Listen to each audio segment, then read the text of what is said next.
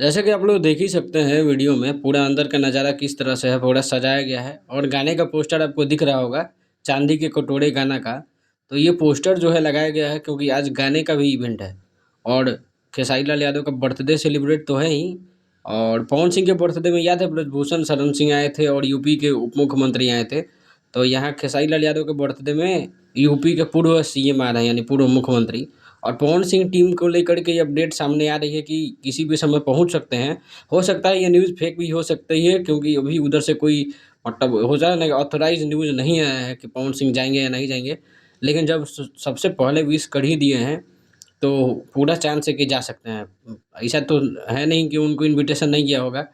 और वहीं बात करें अखिलेश यादव का, तो अखिलेश यादव जो है किसी भी समय पहुँच सकते हैं क्योंकि मेन मुख्य अतिथि अखिलेश यादव ही हैं। और अखिलेश यादव पहुँचेंगे, केक कटेगा, उसके बाद गाने का इवेंट होगा, तो बहुत सारा वीडियो जो है आज रात भर अभी आपको देखने को मिलेगा। तो चैनल को सब्सक्राइब करना नहीं भूलिएगा। व्यवस्था आप देख लीजिए किस तरह का पूरा टाइट व्यवस्था किया गया है और ये हयात रिजेंसी है लखनऊ में। जैसा कि न्यूज़ मुझे मिला था उस हिसाब से मैं बोल रहा हूँ।